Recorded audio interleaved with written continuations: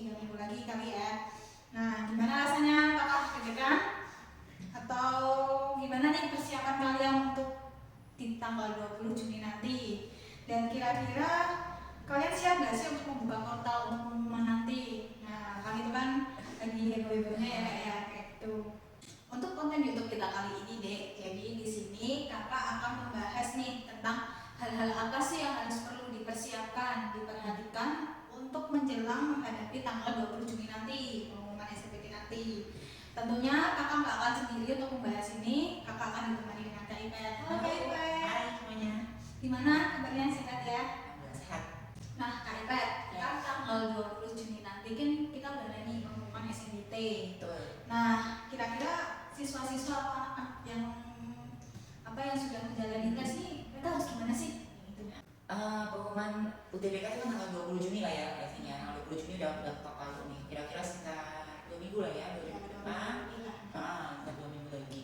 Memang pengumuman biasanya jam 3 sore. Kalau nggak ada perubahan sih, tiap tahun itu pasti jam 3 sore itu jam keramat lah ya. Jadi bagi pengumuman SNMPT, kemarin pengumuman SNMPT jam 3 sore. Pengumuman UTBK jam 3 sore juga. Jadi ya buat kalian disiapin dulu dari jam 3 sorenya itu memang sudah pasti pengumuman. Nah, siang harinya biasanya kalau tahun sebelumnya SNMPT itu masih semacam informasi ya, jadi dia membuka informasi dulu, biasanya ada live YouTube-nya segala macam, dia memberikan skor tertinggi gitu kan, terus peminat terbanyak di tahun ini gitu, itu dibuka di mereka press conference dulu lah biasanya seperti itu, nanti jam 3. Nah, persiapannya apa?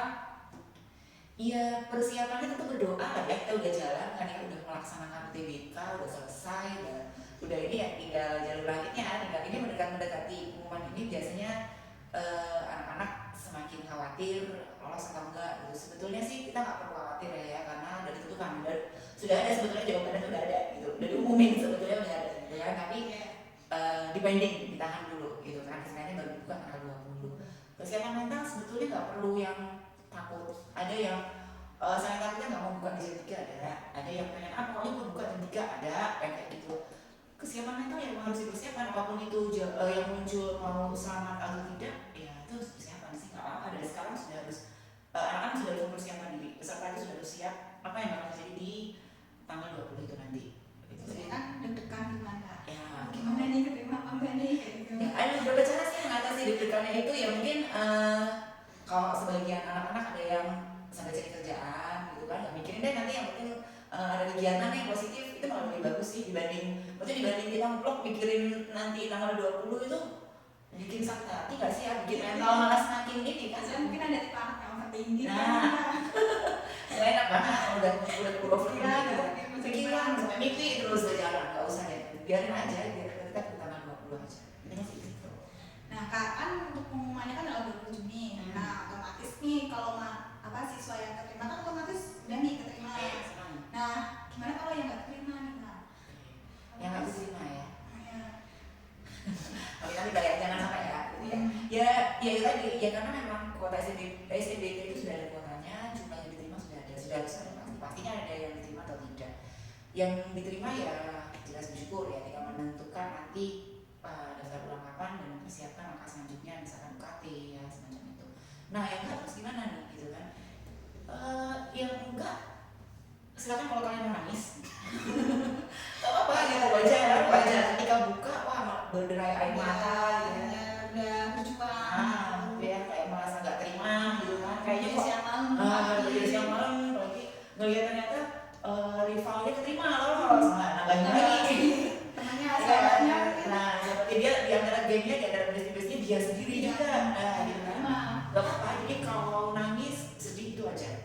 Jadi buat kalau misalkan nanti ketika dinyatakan emang tidak lolos, nggak apa-apa kalau kalian mau berderai-derai menangis darah segala macam, silakan, tapi memang ada waktu ya, jadinya kita memang tidak bisa terpuruk di situ terus, itu juga nggak bisa gitu kan, hidup ini kan berjalan terus gue mau ngapain nih sekarang gitu kan, itu harus dipikirin gitu.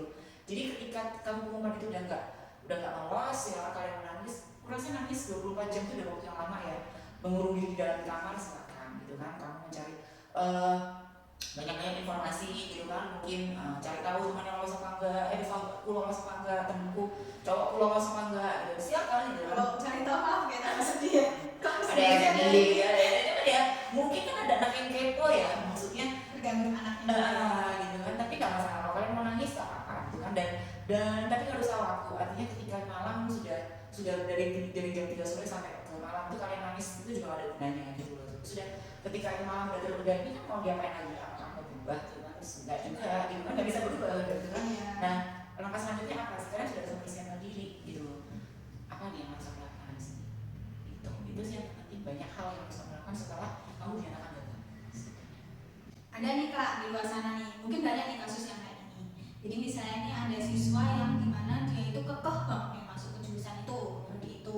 Contohnya misalnya nih kan banyak nih di anak atau siswa yang ingin masuk kedokteran. Nah, dan amit-amit misalnya nih dia nggak keterima. Nah, nggak keterima SNBT, otomatis kalau misalnya ambil jalur PTS kan juga lumayan mahal. Betul. Ya untuk UKT atau apa, mungkin kalau masuk juga pembayarannya juga banyak kayak gitu. Nah, anak-anak ini harus gimana ya Mbak kalau kayak gini? Gimana ya, ngambil prodi abis ya, misalnya abis dia pengen banget kedokteran ya, karena ada biayanya nggak murah. ya ketika kita mau, sebetulnya sih ada beberapa langkah yang harus kalian, ya itu tadi beberapa langkah yang harus kalian ketahui ketika mau mengambil sebuah prodi itu kan harus diperhitungkan. Misal kita mau ngambil kedokteran, itu memang harus kita lihat dulu kita ini mampu nggak sih sebenarnya gitu, jadi dokternya mampu nggak itu dulu. Nah ketika kalian memang sudah oke saya mampu gitu kan, merasa bisa, tapi ternyata ya tetap gagal di UTBK karena mungkin sangat banyaknya peminat ya di prodi kedokteran ini, mau apapun PTN nya pasti yang namanya prodi kedokteran itu kan pasti lebih jumlahnya. Ketika gagal dan banyak langkah setelah kamu dinyatakan gagal di sebuah prodi yang memang kamu ambis banget, mungkin ketika ambil langkah saya mau ngambil UM, silakan ya, itu langkah yang tepat ya karena mau mengambil UM. Tapi ada juga beberapa pertimbangan ketika mau UM terus apa nih, mungkin mau PTS juga, tapi pertimbangan lain adalah dari sisi biaya memang ekonomi ya, mungkin ya dari beberapa faktor ya, misalnya ketika mau ngambil UM mau ngambil PTS itu kan biayanya sangat tinggi, UM itu SPI nya kan tinggi ya, beberapa PTN itu membuka jalur UM dengan SPI yang bisa dibilang memang angkanya besar gitu ya, ratusan gitu kan untuk sebuah prodi kedokteran. 2 digit lah. Kebanyakan kayak gitu kan. Nah, terus makanya mau ambil PTS lebih mahal lagi gitu kan. Terus apa nih yang harus karena padahal pengen banget prodi kedokteran. Nah, ketika kalian sudah berlarut-larut di situ dan nggak ada gunanya kalian menyesal dan menangis berderai air mata itu, terus apa nih yang harus aku ambil langkah? Ya ambil langkah selanjutnya. Kalau memang kamu pengen banget di prodi itu, nggak ada salahnya di gap year sih. Jadi kalau memang kekeh ya, dia pengen kekeh banget di sebuah prodi atau nggak usah prodi deh, pengen banget di PTN tertentu dan kita gagal di PTN itu dengan prodi yang unggulan, ketika kita mengambil langkah gap year atau menunda 1 tahun ke depan itu lebih baik sih dibandingkan mungkin dari segi faktor sisi ekonomi untuk mengambil sebuah PTS yang mungkin bisa dibilang harganya luar biasa, apalagi itu kalau mau masuk kita mau daftar PTS itu sudah gelombang-gelombang terakhir kan, jadi memang otomatis pasti mahal. Ketika UTBK itu sudah diumumkan pasti PTS itu sudah membuka informasi pembukaan itu sudah di gelombang-gelombang selanjutnya, jadi sudah pasti mahal. Jadi salah satu jalan alternatifnya gap year ya Kak ya, gap year untuk di tahun depan. Nah sebenarnya positif gap year itu apa aja sih? Gap year apa harus gap year gitu? Ya gini, kita itu kan harus berpikirnya lebih ini ya, apalagi untuk anak kelas 3 SMA gitu kan, ketika dia gagal itu adalah langkah pertama dia gagal di SNBT, tentunya banyak belajar dari kegagalan itu anak 3 SMA, mereka harus belajar sih dari kegagalan ini. Sebetulnya nggak harus langsung terus aku udah gagal terus aku mau bilang apa nih aku nggak kuliah, terus aku nggak kuliah kan juga nggak mungkin gitu kan, padahal aku pengen banget yang namanya prodi kedokteran, tapi orang tua mungkin dari sisi biaya nggak bisa nih kan untuk sebuah PTS ataupun mungkin jalur UM yang angkanya 2 digit tadi untuk SPI-nya.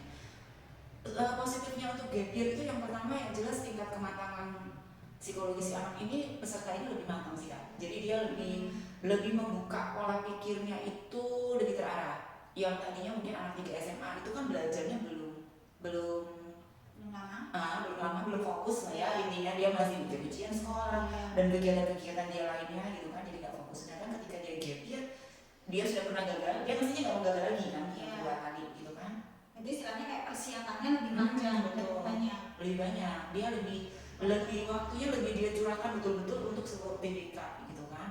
Dan mungkin itu juga membuka wawasan dia gitu kan ketika dia memang akan beralih sebuah prodi gitu loh. Jadi mungkin dari situ dia melihat bahwa oh aku nih nggak bisa nih kayaknya memang mungkin di kedokteran mungkin kan. Setelah aku lihat-lihat aku saya ini kayaknya nggak bisa kalau aku mau ambil di prodi kedokteran. Itu tadi lebih matang gitu. Anak-anak ini usianya lebih matang, dia lebih berpikirnya lebih panjang. Satu untuk persiapannya, yang kedua mungkin dalam pemilihan prodinya. Itu persiapan dia, tapi juga 1 tahun untuk berkutat di materi UTBK itu cukup lah maksudnya untuk dia menghadapi sebuah UTBK nanti. Jadi kemungkinan peluang untuk masuk di sana SNBT ini lebih tinggi ya?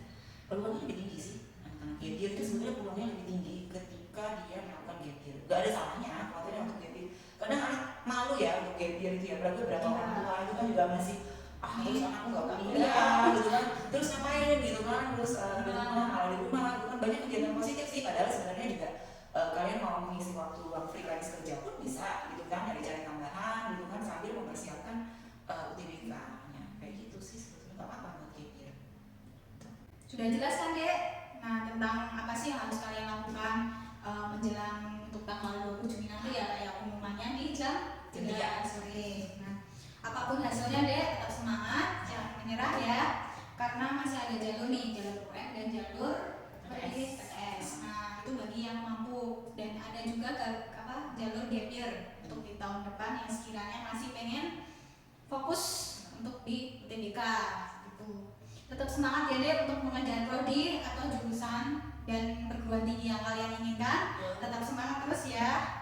Bagi adik-adik nih yang ingin mempersiapkan persiapan SNBP dan SNBT, bisa gabung deh di Bindo Volta Indonesia ya, karena di Bindo Volta Indonesia kita sudah membuka program khusus jaminan 100% dikhususkan untuk kelas 12 SMA tahun 2023 atau 2024. Yuk buruan daftar deh, kakak tunggu ya.